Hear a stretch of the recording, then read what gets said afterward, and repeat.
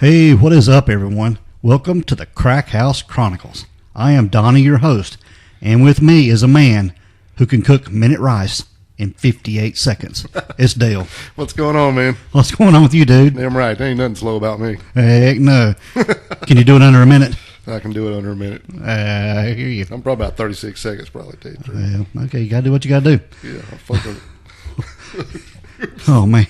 It's going to be a good day. You got any good shout-outs for us or anything going on today, dude? Oh, yeah, we got a little bit. We want to give a shout-out to Mr. Ben Richardson. We got an email from him and gave us some kind words and come up with just a great idea for a future episode, and looking forward to that. It's going to be really cool. Absolutely. And I also want to give a shout-out to someone who really helped us out with some graphics, and I promised I'd do this, but I'm sure I'm going to butcher it, but here we go. We're going to give it a shot. So shout-out to Roberta Costa Havasha.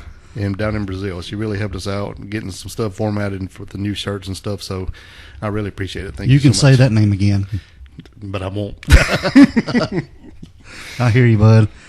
All right, Dale. We're going to do part 2 of Donald Henry Peewee Gaskins. And we're just going to give a little background and do a disclaimer here again. Definitely. Yeah, because this part 2 is a lot more rough than part 1. Yeah.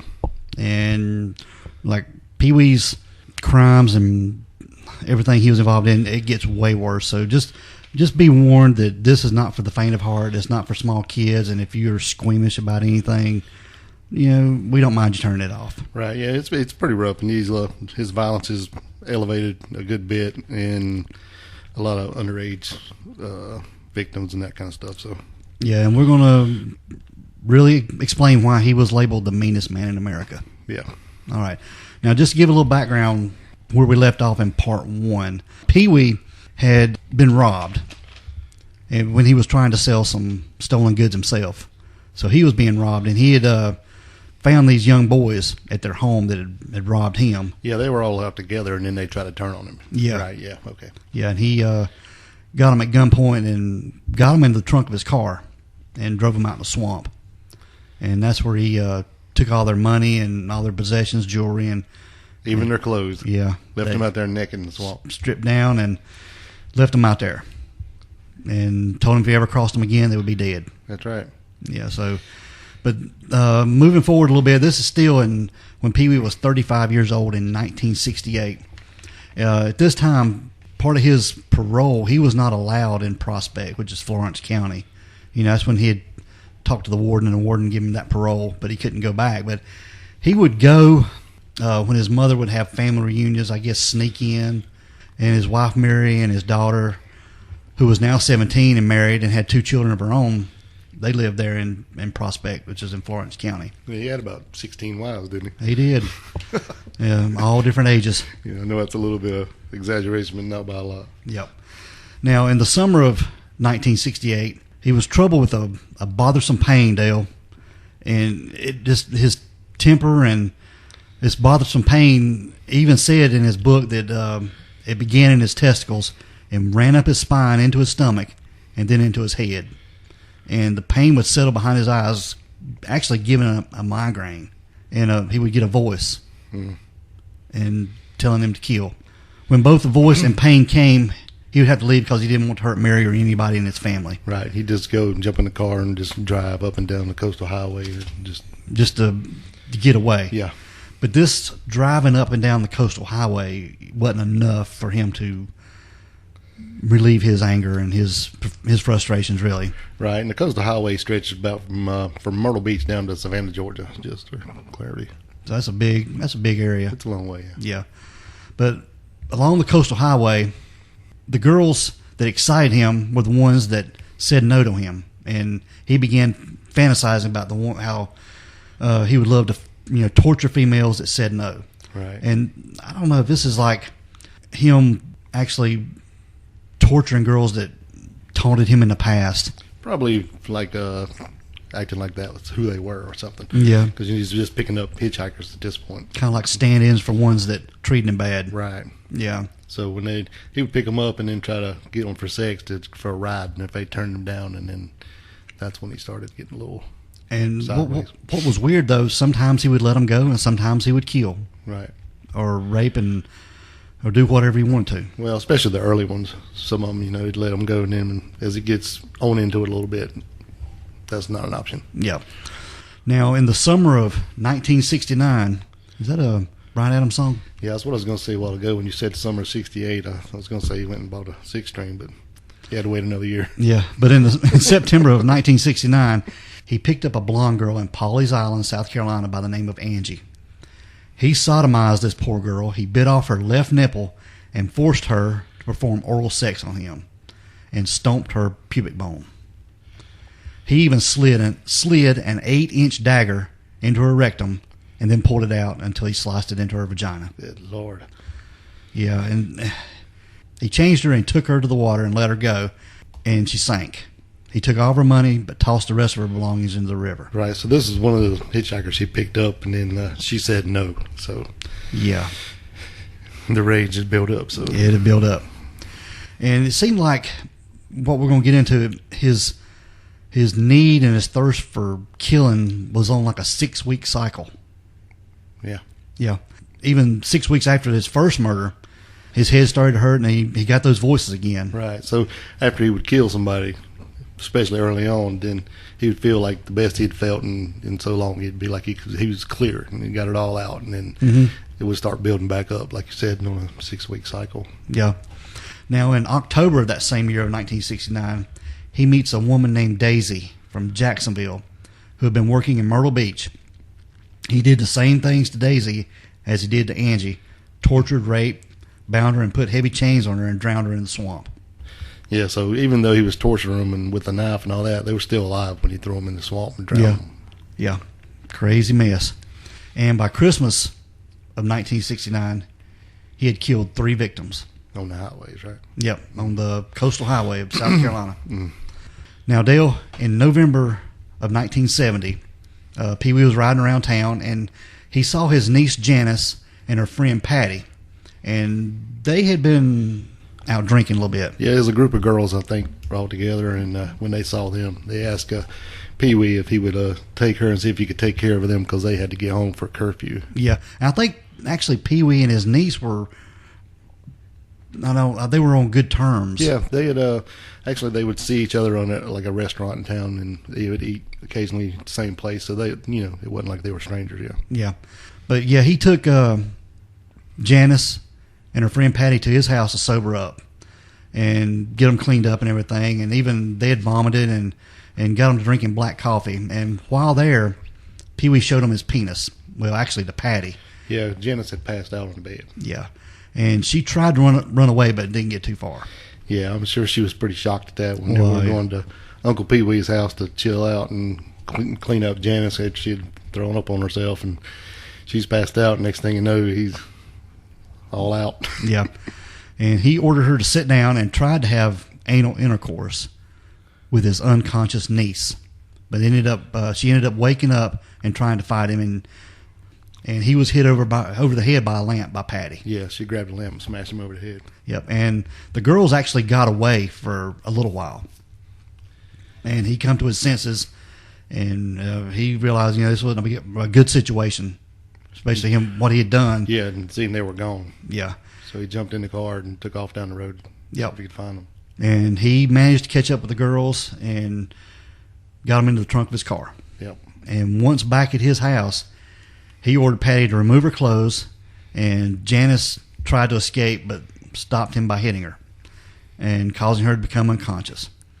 And Patty tried to hit him with a 2x6, but she wasn't successful with that at all. And he hit her with the butt of his gun. Yeah, after she swung the board and missed, and he seen this situation was getting out of control with these two people, he couldn't handle both of them, so he smashed them in the head with the butt of his gun. Mm-hmm. And he handcuffed the 2 naked girls that were unconscious and had sex with both girls, and one of them his niece. I mean, this guy, man, it's going to get worse, guys. And he carried both of them to the trunk of his car and pushed Patty's body into a septic tank. He opened up a septic tank and put her in there. And it was reported in his book that as she was sinking, she was still alive and breathing. Yeah, he stayed there till the bubbles quit coming up, and then recapped it. and he dug a grave behind an old barn of a former tenant for his niece Janice.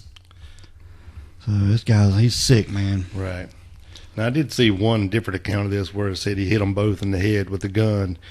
He took Patricia out and sunk her in the septic tank like this, but when he had left Janice at his house, and when he came back, she had died from being hit in the head. Yeah. So, and then buried her, but it's the same difference, but one account has them putting both in the car at the same time and one doesn't, so I'm not really sure on that, but it was the same ending for both. So yeah, they both were dead. Yep. And that's really this one here, that's where he killed someone he knew. So that was the first one. Yeah. Yeah. And so his levels are going up and just keep rising. Yeah. His own niece. Now in December of 1970, Peewee was still 37 years old. A 13-year-old girl named Margaret Edwards, which everybody called her Peggy Catino. She was a well-known because her father was a state senator, James Catino. And actually her grandfather was the president of Clemson University, right. Dr. Robert Poole. So in December of 1970, Peewee was working to repair a roof somewhere. I'm thinking it was at the school for some reason. And anyway, young Margaret Edwards Peggy Catino, she was a 13-year-old. She was well known around because her father was a state senator, had come walking by. Well, Peewee recognized her, and he goes, "Hello, Peggy." And said she walked by and was talking to some of her friends, and they asked her who he was, and she goes, "Don't worry about it. He's just old white trash." Well, that just wasn't good for Peewee at all. No. So that just infuriated him. So he come up with a plan. He was going to take care of her. He didn't say anything at the time, but he had told his boss that he was going to go out of town for a couple of days, and so he was basically setting up himself an alibi. So that's what he said. And when he left that day, he went and was waiting on her to where he could get a chance to get a hold of her. Yeah. Now, her dad, like I said, was the senator, James Catino, but her grandfather was actually the president of Clemson University, Dr. Robert Poole. So she was this is a pretty high profile for him. Yeah. 12 days later, her body was found in a wooded area. Yeah, right off the Highway 261. Which is actually known as, Manchester Forest, I think. Mm-hmm. And the autopsy suggested that she died from strangulation and blows to the head. And she had burn marks from possible cigarettes. And they actually covered her body. Mm. And her body decomposition suggested that she'd only been killed within the last 5 days. Right, so whoever had her, being Peewee or whoever, because it's kind of questionable on this one. But they had kept her for several days. Yeah. Now, this little side note, there was a man by the name of William Jr. Pierce. He was 39 years old, and he was a truck driver from Swainsboro, Georgia. He was convicted due to his confession of Peggy's murder and sentenced to life, and though none of the evidence even suggested him. Right. But Peewee was the one who tortured and murdered, just like he did to others. Yeah, that's why the other guy said he did it, but then later Peewee said he did it. So, yeah, I guess they're both trying to get credit for this, but I don't really know. I don't think it's ever been proven either way who did it. No. So. Yeah, but it had in Peewee's book that he had, she had done that to him and belittled him a little bit, and oh yeah, so that was his account. So oh yeah, definitely. Yeah. I just want to throw that in there. There was a side note that it was about the confusion. Now, by the end of 1970, Peewee's parole was completed, which meant he could return to Florence County, and he remarried again for the 5th time on New Year's Eve, and she was 3 months pregnant. Now, he's got married all these times, so he ain't said not one time about him getting divorced, has he? Except for maybe Mary, one of the first ones. The 13-year-old. Yeah. Yep. And wife number 5, she gave birth to a son named Donald Lee Gaskins. And Peewee began to work for a used car lot, rebuilding cars that were clunkers for sale. Right. So you think he's going to straighten up? Yeah, so actually for the first time in his life, he was could live somewhat of a normal life. He had a chance, Yeah. But he went back to his old ways of stripping and repainting stolen cars. So he couldn't stay straight at all. Apparently, that must pay pretty well, or did at that time, because he couldn't not do that. Yeah, and he kept getting these strange voices back in his head that he had to head back out on the coastal highway. Yeah, he's getting those urges, and that's not good. I know. And by 1971, he had killed 11 women, and which he had tortured the same manner as the first 3. So this is 11 more. And yep. Yeah, it'd have to be because I think his niece was like his 12th victim. Yep. When he killed her. Yeah. And Angie and Maria were Pee-wee's next victims that he took from the coastal highway that were hitchhiking from Wilmington, North Carolina, and he dropped. They had dropped out of. They dropped. Oh. Yeah, they were dropping out of school at the 10th grade to go work in Florida. Right. So that's where he picked them up at. So they never made it to Florida. No. And his next victim was a black woman. She was 20 years old, and her name was Martha Ann Dix. But she was a lesbian transvestite, and she liked to be called Clyde. Right. And she was a drug addict. With an extensive criminal record. Yeah. But they were friends. Yeah. Now, in March of 1972, Clyde went too far with Pee-wee by joking about she had been knocked up by him and was going to name the baby Pee-wee Dix. And Pee-wee didn't like this at all. No, I'm sure he did. No, this is just another something to bring him down. Something to piss him off, especially when he's already getting the urges that ain't good. Yep. And Pee-wee informed her to meet him after 6 that he had some pills and $5 for oral sex. And she agreed to meet Pee-wee. And Pee-wee gave her the pills, but he handcuffed her and punched her in the jaw. And he tried to get away. She tried to get away, but he forced her to finish the bottle of pills. And I guess it killed her, but he dumped her dead body into a drainage ditch. Yep. She overdosed on that. Yeah. Yeah. So, yeah, Pee-wee's he's just killing left and right. Yep. And they were friends, so I guess that's why she didn't get the torture part. Yep. And this was in March of 72. So just a little bit later, in June of 72, Pee-wee's next victim was Ann Culberson. And she was from Atlanta. And he tortured her for 96 hours. Oh, man. Yeah. Yeah, and the only way she got out of this was on the 4th day. He smashed her head in with a ball-peen hammer. God. And he dug a grave and buried her next to his niece, Janice Kirby. And there's a list of other victims. He killed a Jackie Freeman who was 19 after raping her and eating portion of her calf. Ugh. Yeah, he had her out in the woods, and he would torture her, and he would actually, Dale, cut part of her leg off and cook it, and she would be hungry and have to eat her own flesh. God almighty. Yeah, and that was the only reference to Cannibalism? Yeah, cannibalism reference to Pee-wee. God almighty. Even when she's alive. Yeah. But he ended up... That's a sick guy, man. He ended up killing her because she screamed too much when he cut her. Oh, damn. Yeah. Imagine that.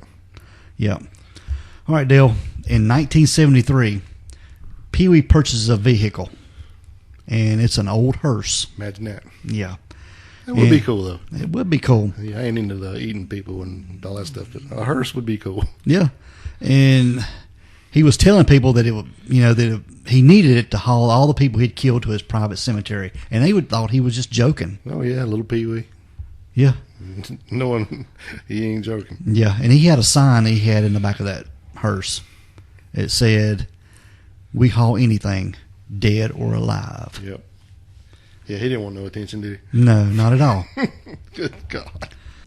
In December of 1973, there was a family friend of theirs, Doreen Dempsey.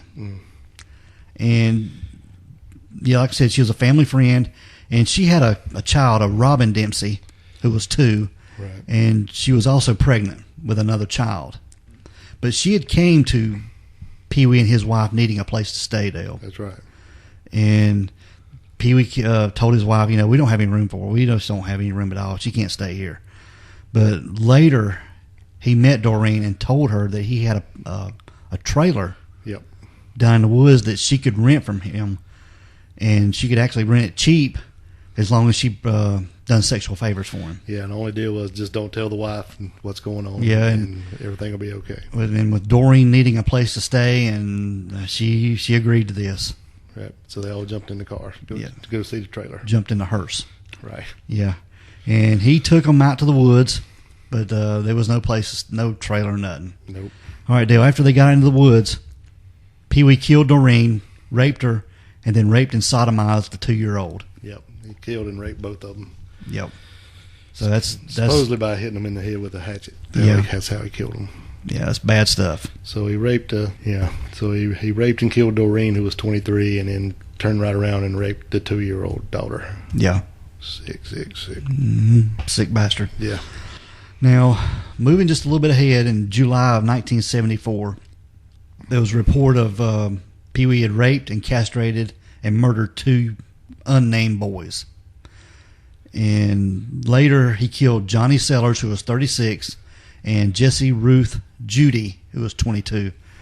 And after raping both of them, tied their bodies with heavy chains and watched them as they struggled for air while drowning. Man, he just got off on some sick stuff, didn't he? Yeah, and he even said that he would browse hardware stores, looking at different torture tools. Yeah, use them as torture tools. Different tools and different whatever they had in the hardware store. Right, and so this kind of goes back to what you said in the first episode about maybe him having some tendencies towards guys too. Yeah, I think he had some homosexual tendencies. Yeah, because he don't even care at this point. No. But of course, with his childhood being raped every night in that reform school, I don't know if that had anything to do with it or not. But yeah. Now, in January of 1975, when Peewee was 42, he forced 2 college girls and 20-year-old man to engage in a group sex. Yeah, I think he came up on their van was broken down. Yeah. So then he forced them all to have sex. And after he found them broken down on the highway, like Dale said, he killed them after castrating the male. Yep. And Peewee later refurbished their car and sold it. So, yeah, I mean, he's just kind of a win-win for him, I guess. I don't know. Yes. Bad to say, but which I know they said is up to 100 victims according to him, but man, yep, he just going and going and going. Mm-hmm. All right, Dale. In February of 1975, things changed a little bit for Peewee. He was actually approached to be a hitman for hire. Yeah, he ain't above making a dollar. Right? No, and he was approached to kill a guy named Silas Barnwell Yates for mistreating his mistress. Yeah, supposedly he had been keeping this lady up and had her a car and all that stuff, and she was staying in the house. But then I think maybe his wife had found out, so he had to dump her and took her car back and all this stuff. So she's kind of pissed. Yep. He hired a woman named Diane Neely. Yeah, he hired her because this is the only way he could figure out to get Silas out of the house. Yep. So what she done is she got all dolled up and then act like she had car trouble and went up and knocked on the guy's door. And when he came out, Peewee put a gun in his face and then put him in the trunk. Yep, forced him in the car. Right. And there he took him out to the woods and killed him. Cut his throat. Yep. And then he went back to town to get paid. Yep. After that, though, he kind of figured out that just getting paid wasn't enough. So he began a sexual relationship with Miss Kipper, and then he would just call her anytime he wanted to and kept forcing himself on her. Yeah, just, I don't know. It was kind of like, he was extorting money from her just to keep her quiet. Right. Yeah. And what had happened, didn't they go to Peewee and say they were tired of this? And no, she didn't. Who went to him was Diane, the lady who coaxed the guy out of the house. Mm-hmm. Her and her boyfriend her boyfriend had found out about this, and he wasn't really mad that he did it. He was mad that he didn't think Peewee paid her enough because he only gave her a couple $100. But so what they did is they went to him and tried to extort money out of him, saying, "We know what you did, and if you pay us $5,000, then we won't tell the cops that you killed this guy." Yeah, right. So they went to blackmail Peewee, and Peewee wasn't gonna have none of that. Yeah, he just told him. He said, "Well, sure, I get it. I'll pay you. We just have to go with me, and we'll go down there where I keep my money." Yeah, he told him he kept it in the woods. Yep. And he took them out there and shot them both in the back of the head. Yep. And where he already had a grave waiting on him. Yeah, he had it dug. Grave for 2. Mm-hmm. So they didn't get nothing but a bullet for the troubles. That dang Peewee, he was prepared, wasn't he? Yep. He was a damn grave digging son of a gun. I was thinking about that today. Yeah. He must have been stout. That's a lot of digging. Yeah. I mean, well, he was really close to the shovel, too, so he didn't have to dig very far. That's right. All right. All right, Dale, in September of 1975, Peewee there was a girl in his neighborhood named Kim Gilkins, and she was 13. Right. He had an eye for her. Oh, yeah. And her friends, he would have them over and cook out and grill hot dogs and different they'd things. come over to his mom's house and stuff, so it's kind of like a little neighborhood gimmick. And he was actually grooming her, getting close to her. So he would cook out for him, like you said, and stuff. And then when he got her alone, he started making some moves on her. Actually told her to call him Uncle Peewee. Yeah. All them girls. Oh, yeah. And once he started making some moves on her, she flipped out. She didn't have none of that. Started crying, and so he calmed that down and like, well, no, I'm sorry, I didn't really mean. And just sort of playing it off, I guess. Yeah, and actually, she forgave him, and then actually he had talked her into maybe going away with him on an overnight trip. And when she showed up to his place with a little overnight bag, she actually snuck out of the house to go with him. Imagine that. Yep, and then so when she showed up with the overnight bag, then that was into her. That was into her. Yeah, he took her out. Yep. Done what he wanted and put her in the graveyard, I guess. Yep. Now, after she was gone, her parents think he had something to do with it. Yeah. So they was putting the heat on him. So he's like, well, he just. But they couldn't pin it on him at all as far as Kim. Being gone. No, she was just gone, and I think it's when he kind of left town for about a month or so. Mm-hmm. And then, but her dad never did give up knowing he had something to do with it. I think he went to Charleston. Okay, yeah, there you go. So and there, while he was in Charleston, he found out that his pickup truck had been stolen, and some tools he had were stolen. Right. So the guys that he used to work with, as far as work, stripping cars and selling them, they were kind of ripping him off. Yep. And I think these guys were Dennis Bellamy and Johnny Knight, and Diane Neely's brother and half brother. Yeah. And with the help of Walter Neely. Yeah, and Walter Neely was Pee-wee's old friend. He had known him all his life. Yeah. Okay, so then after he found out, when he was in Charleston and he found out that Dennis and Johnny were stealing the stuff, he went back and got Walter and they all hooked up. So he got a bunch of beer and they all went out in the woods. When I went out in the woods and were drinking stuff, and then Pee-wee killed both Dennis and Johnny, and then he made Walter help him bury them. Yep. And while he was out there burying them and they were drinking, he got to boasting and tell them a little bit that this wasn't the first two people he had ever killed, and kind of told them that they were basically in his graveyard there. Yep.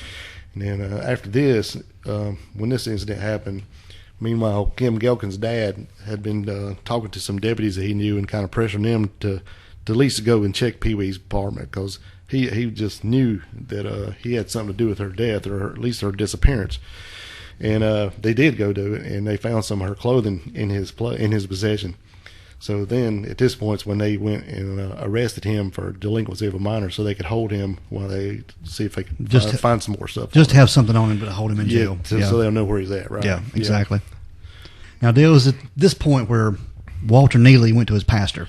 Yeah, it was just eating him up inside about this murder. It just was something he was not expecting this. And his pastor told him just to come clean and turn himself in. Yeah, he needed to do it to save his soul. Yeah, pretty much. Yeah. And he did, and he went and took them out and showed them where they had buried these guys, and then said that Pee-wee had told him that this definitely wasn't his first two victims, so that's when they got to searching around. Yeah, they got to digging around this graveyard, this little makeshift graveyard of Pee-wee's. And they found this where 8 of his victims were buried there. Yep. So this was pretty much the end of Pee-wee, of having any free time at all, being out. I mean, he was pretty much going to be behind bars for a while. Yeah. Coroner's report was issued and verified everything Walter had told them, and Walter and Pee-wee were both charged with 8 murders. Yeah, I hate that for Walter. Yeah.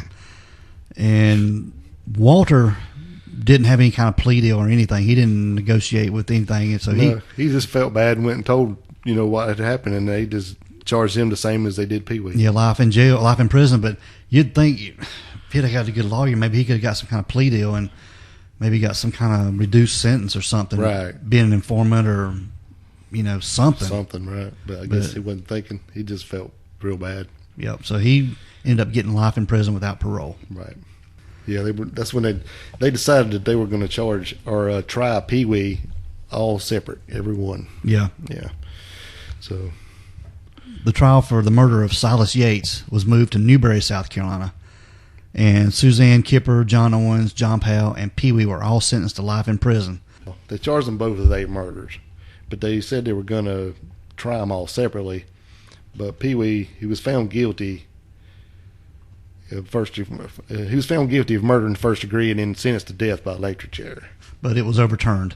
Yeah, they changed the law changed in South Carolina. Mm-hmm. So then it was life imprisonment. Yeah, so he was actually, even though he was in prison, he didn't have the electric chair. He wasn't going to have the death penalty. Right. So he was going to spend life in prison. Yeah, and he had already been sentenced, and then the trial for the murder of Silas Yates, came up, and he got a life sentence for that too. Yep. So then after this happened, and after they had changed the law, he knew he wasn't going to get the death sentence, so he took the stand and confessed to every murder he had. Mm-hmm. And just up there just bragging, I guess. Yeah. And this was the time that, he was in prison, and even though he was killing on the outside, he killed on the inside too. Yep. And this was pretty much what ended Peewee right here.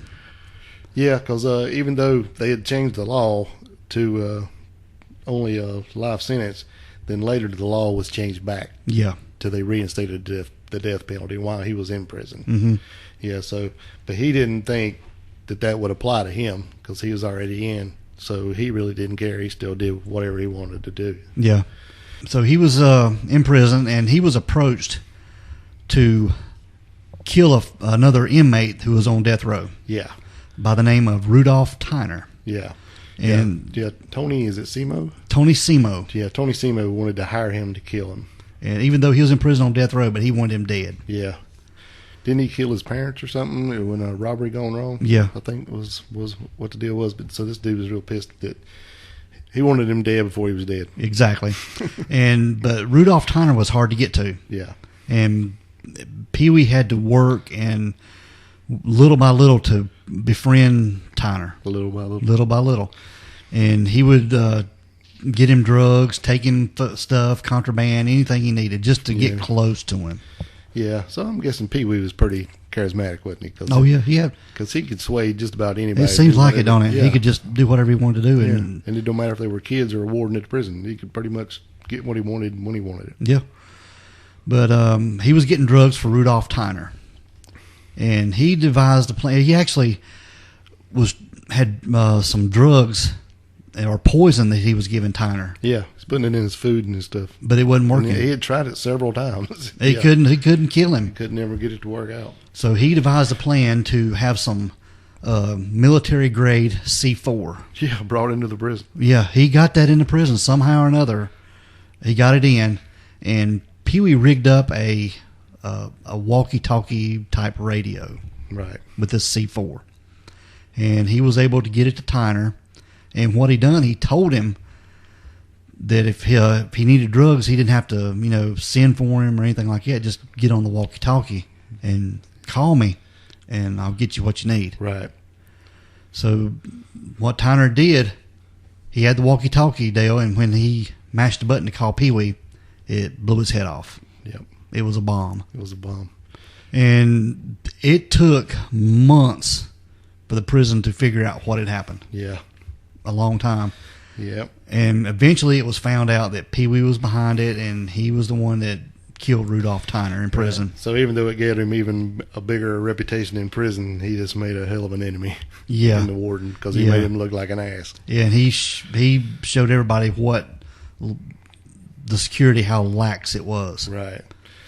Yeah. After he killed Rudolph Tyner, that's when they went after the death penalty on Peewee again. Yeah, all the executives, the upper, they were ready to get rid of him, and since he made an ass out of them, he was done. Yeah. And it was later reported that he was beaten by guards on a regular basis. Yeah, they had stuck him in basically solitary confinement. What do they call it? The dungeon? Yep.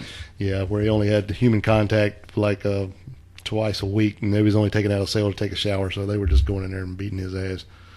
Mm-hmm. Yeah, so he's been beaten all his life. Yep. And on January the 22nd, 1985, when Peewee was 51, the South Carolina Supreme Court affirms Gaskins' conviction and death sentence for the murder of Rudolph Tyner. So they finally got him. They got him. And Dale, on September the 6th, 1991, when Peewee was 58 years old, he was executed in the electric chair. and the only family member at his execution was his 20-year-old son, Donald. Peewee didn't have a start from. He didn't have a chance to get go, Dale. No, it's been a rough life. He did. I ain't feeling sorry for the dude because he done a bunch of bad shit, but he didn't really have a chance in hell if you just want to just be blunt about it. Yep, he was just doomed from the beginning. And we've got some another episode we're going to do on this later on, a follow-up. Hopefully, if we can get it together. This is going to be pretty good, I think. Teaser. Huh? Maybe teaser, yeah. So we want everybody to stay tuned for that and definitely. be on the watch out for it. Dale, you got any last words about Peewee Gaskins? Because I know this was long and it was a two-parter, but we felt like it was worth it, and because there's just so much information on him. Yeah, it's another fairly local story to us, and it's really this guy really doesn't get as much fanfare, I should say, as he doesn't. As the big names is like Gacy and Dahmer and all those guys, but he done some pretty rough shit, and I don't know, and you really don't hear a lot about him. I don't know why, because he I don't know, I don't want to say he deserves his credit, because it's just, it ain't what you say, but no, it's not what you say. But anyway, so I just thought, and it's just so much, we didn't want to cram it into one episode. I think it definitely deserved two to at least, and we still kind of dumbed it down a little bit to keep out a lot of the real bad details. There was a book written on Peewee that's out there, and it's got a lot more detail, a lot more gruesome stuff that we really didn't get into. I mean, we give enough, I thought. Oh yeah, it's pretty bad. But it's another semi-local story for us, and we've done quite a few of those. And I just thought, is the story need to be told? And a lot of people don't know it. And, absolutely. But anyway, so according to his numbers of victims confessed was between 80 and 110. I think he was convicted for 11. So he's got a pretty high count according to him. Now, most of the stuff is all that we've said has been according to him, and he could have inflated those numbers just to add notoriety to himself, because they didn't have any evidence of some of those that he claimed. Yeah, a lot of the hitchhiker stuff has never been proven, but. I mean, who's to say? What are you going to do? Dig up the swamp? Yep. Then anyway, so that's a Donald Peewee Gaskins right there. All right, Dale. We're gonna get out of here. Well, before we get out of there, Donnie. All right. What you got? I think you need to plug our new T-shirts we got rolling out on the website. Absolutely. Please go to our website and check out the store page. We've got some new T-shirts and merch on there, mugs, masks. Cell phone cases, T-shirts, all different colors, hoodies, long sleeve T-shirts, V-necks. There's a whole list of stuff, especially the new design, the swoosh, as Donnie calls it. It's available in I think 25 different colors. Oh wow! So it's pretty neat. And just go check it out. And actually, time of year, never mind. I was gonna say they're on sale, but time you get this, it won't be. But anyway, so just go in there and check that out. And as always, get on your favorite platform if it allows. Give us a review, give us a 5-star rating, give us a recommendation. Tell your neighbor, tell your friends, tell people you don't like. It doesn't matter to me. Just tell everybody. Get you a sticker, put it on your car, get you a shirt, help us out, spread the word. Absolutely. All right, Dale, we want everyone to be safe, be careful, and always be aware of your surroundings. Because the next episode could be about you. This is the Crack House Chronicles.